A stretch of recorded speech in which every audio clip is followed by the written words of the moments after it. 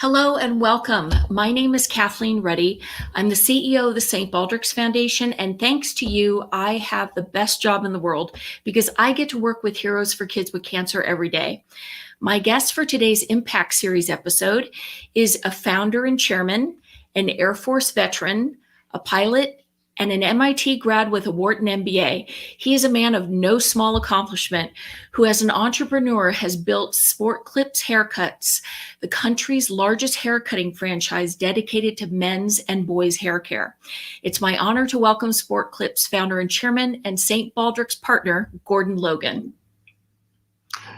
Thank you, Kathleen. Good to be here. Happy to be here. So glad to have you not only here today, but as our partner as well.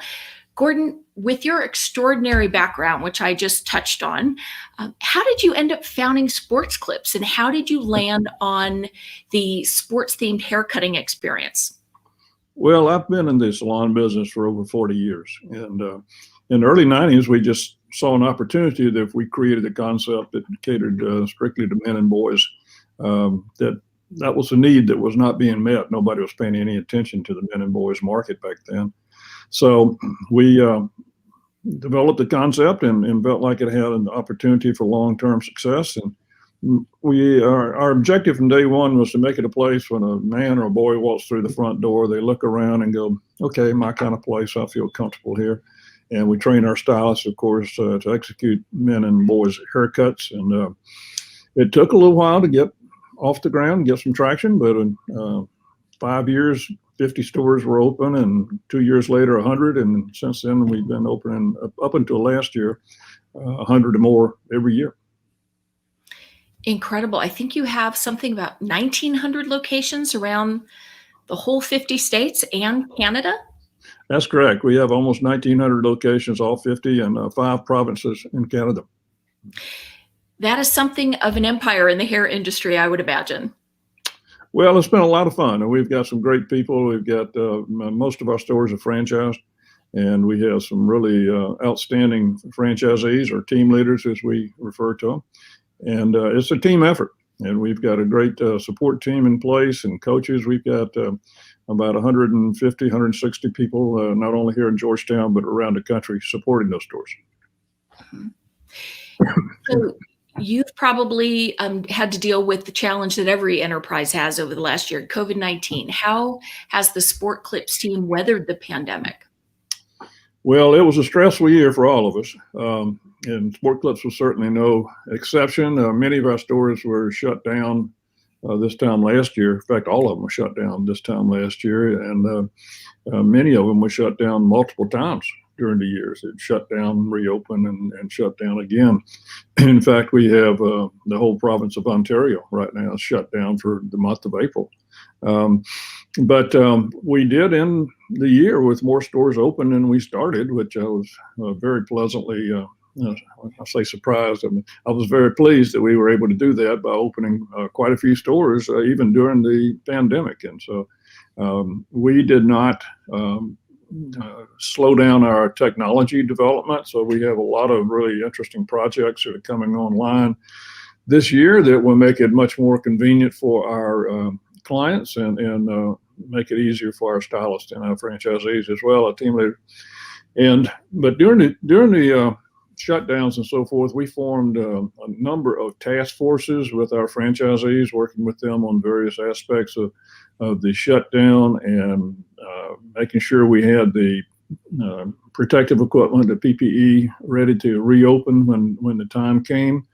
Working with them on how to apply for the PPE loans. So 90% of our team leaders were able to get funding through that program, which saved a lot of jobs and quite frankly, a lot of businesses. Communication, oh boy, we stepped it up. We're doing conferences like this, sometimes 3 or 4 a day for months. And we still do a lot to make sure the lines of communication were open and interact with our team leaders, our managers, our coaches, our support team. And we brought in outside speakers and so forth to keep people engaged. So in many ways, it was a bonding process. And, when you go through a difficult time together and you come out the other side, you really feel the bond among each other. And I think that was true in our case. And so in many respects, even though it was painful and we certainly don't want to do it again, we did emerge from 2020 as a stronger franchise. That's incredible. And I think you told me that you have more stores now than you had before the pandemic. We did. We wound up at we had, let's say, 1860 or something like that going in, and 1880 coming out. So it was a net gain, and we did have more than the usual number closed, unfortunately, in 2020. But it was not nearly as bad as it could have been, and we've worked really hard. We always pay a lot of attention to our franchise stores and monitor their sales, and where we identify someone who's struggling and needs some additional assistance, we put additional resources in place to help them identify what needs to be done differently to get them back to where they need to be. So we redoubled those efforts during 2020 to make sure that we were reaching out and doing everything we could to support our team leaders during that difficult time. Well, your heart always goes out to anybody who loses their business and their livelihood in such a time, and that's heartbreaking enough. The downstream consequences for their families and so forth, the community. But overall, to hear that a brick and mortar enterprise has come out stronger from this is pretty incredible, and it's certainly, I think, the first time I've heard it this year. So I hope others will be able to emulate your success. But that's really quite impressive. Well, thank you. We feel fortunate, and Edward, who's our CEO, really led the charge during the shutdown, and he became our CEO last July, doing an outstanding job building those relationships and making sure we have the infrastructure in place and the resources in place to help our team leaders not only survive but thrive. Mm-hmm. So now that we're beginning to emerge from the pandemic, at least in the United States, many organizations are kind of revisiting their time-honored values. And I'm curious, at what stage, Gordon, did you begin to develop Sport Clip's corporate values, and how did the team help you determine to make veterans, families, and children's causes cornerstones of those values? Well, we've had a very strong foundation of values from day one with Sport Clips, and we actually borrowed it from Coach Lou Holtz. He had a video training program when he was a head coach at Notre Dame called Do Right. And it was really the story of how he took these kids from all over the country, different backgrounds and so forth, and melded them into national championship football teams. And it's all based on a very simple, straightforward set of values that we adopted as our own. At the time, we were using that training program before Sport Clips even. And when we started to develop Sport Clips, I wrote to Coach Holtz and asked his permission to use his materials, which he graciously gave to us. And the values are do the right thing, do your best, and treat people the way they want to be treated. And those have served us very well. That's the way we deal with our team leaders, where we expect them to deal with their team members, and where we expect them to deal with our clients. And we feel like it's not only the right way to do business, it's the smart way to do business, because it helps us to attract and retain the quality people we need to fulfill our mission statement, deliver championship haircut experiences to our clients. As you mentioned, I'm an Air Force veteran, and so I have a soft spot in my heart for the veterans. And Sport Clips has been the official haircutter of the VFW for 12, 14 years, and we have really adopted a VFW Foundation is one of our primary fundraisers, along with St. Baldrick's, and we have raised almost $9 million for scholarships for veterans who are making that transition from military to civilian careers. But we also work with the USO, active duty support for our active duty military and their families. We do Ageless Aviation Dreams, which is a really neat program that gives rides and steermen and biplanes, World War II trainers for some of these folks who are in assisted living to brighten up their day. and Gratitude Initiative, which really helps children of families, of Gold Star families and Special Forces families to be successful. So our programs span the whole gamut from active duty, World War II to active duty and their families and their kids. And then we feel a strong bond with the children's charities as well. And St. Baldrick's is certainly our lead program in that area. But we work with Boys and Girls Clubs and others as well. And what you're doing a great job for a lot of kids. And it's just, it's a win-win deal because when our stores get involved with the St. Baldrick's head shavings and so forth, they feel good about what they're doing, and they can see that they're making a difference in people's lives. And I've always felt like that, people want to be feel good about where they work, and not just a job, that they're giving back and they're accomplishing things and helping other people that that need a hand up or some assistance. So St. Baldrick's fits into that very, very well. And a lot of our stores were doing head shavings around the country before we became a national sponsor. And we realized that we could be much more effective at the national level. And the nice thing about, one of the nice things about St. Baldrick's is it's a nationwide program. And with stores in all 50 states, then it really makes a lot of sense for us. And I just saw a list the other day that of stores that have signed up to do head shavings this year. And I think we're 250 some odd stores have already signed up to participate in that. So it's very widespread support and a very popular program among our team members. Well, your team has selected causes that I think resonate with everybody from whatever walk of life you come from. And I want to say to you that as the daughter, the niece, the granddaughter of veterans, I really thank you for taking care of those who take care of us, and for Sport Clips, for your 6-year partnership that's been so impactful on the foundation's ability to support life-saving childhood cancer research. To everybody in our audience, if you're just joining us, we're talking with Gordon Logan, St. Baldrick's partner and founder and chairman of Sport Clips. Gordon, I think I just cut you off there. You were going to say something. No, I was just going to talk about the way we kicked off the program. One of our national huddles, we call a national convention, our huddles. And we set a record for the most simultaneous head shavings in San Antonio, 2016, I think it was. 130 people, our team members, our team leaders, franchisees, support team members, got their head shaved. And that was, we didn't think about it at first, but we had to bring in all kind of supplemental power. And the hotel was scrambling, the convention center was trying to figure out how to get that much power to us for that. But it was really a moving experience. And we had my son and I and some other of our leadership team were getting their head shaved, and I even got my beard shaved. And one of the things that made it special was this young man here, that's his mom standing behind him, who was a stylist for Sport Clips. He was one of the beneficiaries of the good works that St. Baldrick's has done, and he was a survivor of childhood cancer.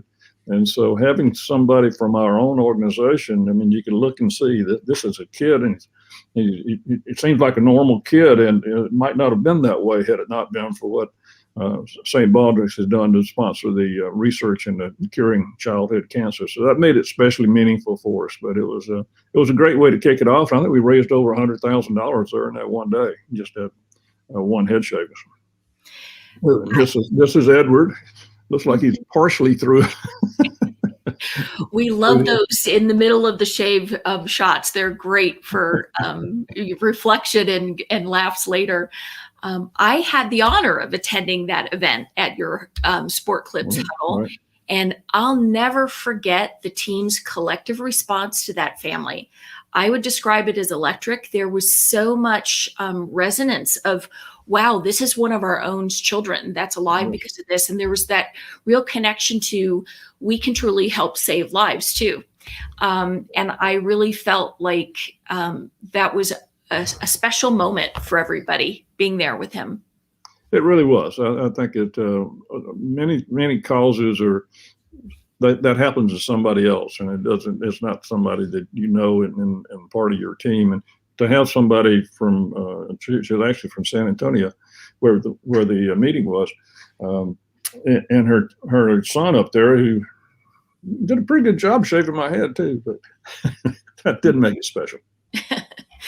So there are a lot of organizations that you could partner with, and I'm sure you get asked to do that all the time. But why St. Baldrick's? And in the world of cancer and childhood cancer specifically, why St. Baldrick's?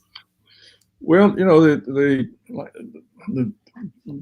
interesting thing about the St. Baldrick's is the way that the fundraisers happen and shaving heads. We can do that. We know how to do that. So there were many of our stores locally that were participating in these at the individual level. As I mentioned, we just saw an opportunity to do this on a national level and make a bigger impact on a wider throughout our entire system. And it's a wonderful cause. I mean, everybody can relate to, and those of us who have children can certainly appreciate that if one of our kids were to have childhood cancer, to have an organization like St. Baldrick's that's doing so much to improve the treatments and turn these kids into survivors that otherwise may not have made it. And I mean, that's powerful. And so we feel like it's a good fit from the way the fundraisers are done, but also the impact that St. Baldrick's has on the kids and like we having that young man on stage brought it home that this can happen to you or can happen to us, and it is something that everybody can feel good about. So, Gordon, listening to you speak, philanthropy is obviously very important to you, and service is very important to you, and as an individual, and the way that you and Edward lead the company to really support the causes, and it's not lip service, it is real, and it's a true commitment. And I'm wondering what advice you would give to other companies and brands that are looking to give back, or maybe why would you tell them it's important that they do? Well, I think it's important to be affiliated, associated with, and support an organization that you're passionate about. And we have a lot of our stylists in their 20s and 30s. They have kids. They have small kids. So anything we can do to help kids, they can relate to and feel good about. I've been really pleased at how our young people, our team members are for the most part in their 20s and 30s. Some are older, but most are millennials right now. And how they have adopted these causes and get behind it and put their heart and soul into it for the kids and for the veterans. It really is, sometimes you read too much about millennials and they think this and that and other. Our experience has been they're a great generation, and they're very giving and caring.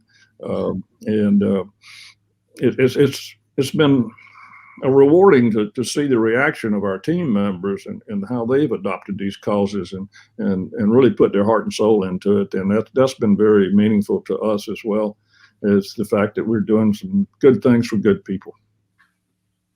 I agree with that 100%. St. Baldrick's is fortunate to have many millennials amongst our staff and our volunteers. And my goodness, the dedication and the passion that they have, and the innovation that they bring to it is really exciting. And the organization, I think, is strengthened by it.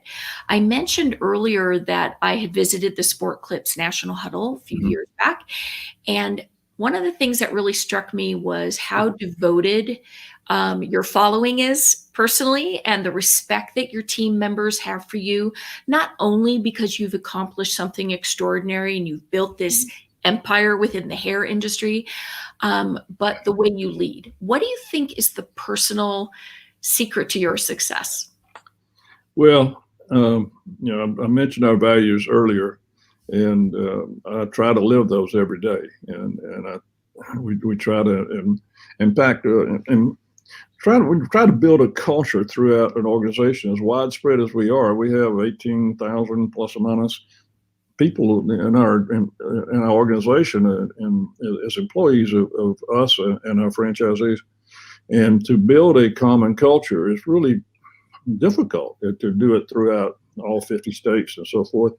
But try to walk the talk and set an example. And certainly I stump my toe every now and then, but that's the standard I measure myself against is making sure that anytime a decision comes up, we think about, is this the right thing to do, and is it treating people the way they want to be treated, and conduct ourselves accordingly. So I think the fact that we have, I think for the most part, lived up to those ideals. And the fact that we really care about our people. The corollary to the three values or three questions that every person has a right to ask about their organization is that, do you care about me? Can I trust you? Or are you dedicated to excellence? And we have a relief fund for our team members that we started some years ago, and we've awarded over $3.5 million to our team members that have emergency situations and things, tragedies in their life come up, be it floods or tornadoes or automobile accidents or serious illnesses and so forth, to demonstrate the fact that we do care about our team members and feel that a great responsibility. And the trust part of it, if trust is a very difficult thing to build, and it takes a long time to build trust. And I think that we have worked very hard to make sure that we live up to the expectations of our team members, that they can trust us, that they understand that we do care about them, and we are dedicated to excellence, and everybody wants to be part of a winning team. So it all comes together very nicely. Mm-hmm. Well, and I think that you maybe had some interesting insights into the industry too, because I believe you've been married to a hairstylist for 37 years. Well, I just did a little video earlier today because Hairstylist Appreciation Day is April 25th, so mark that on your calendar. Okay. A little short video clip. And I said, I like to remind people I love stylists so much. I've been married to one for 37 years. So it's definitely part of our family. That is great. That is a date I did not have on my calendar, but for St. Baldrick's, given what we do, I think that's a date we need to note. So I'll do that for sure. I've heard you say you can have whatever you want so long as you help others get what they want. Gordon, I want to thank you for being a leader who lives that every day and for inspiring your organization and the St. Baldrick's Foundation to do great things for the world. Well, thank you, Kathleen. I appreciate your leadership in St. Baldrick's, and we really proud of and enjoy our relationship with St. Baldrick's, and look forward to many more years working together. From your lips to God's ears, Gordon. That sounds like a great plan. I want to thank everybody in our audience today as well for joining us. And until next time, thanks for helping give kids a lifetime. Bye now.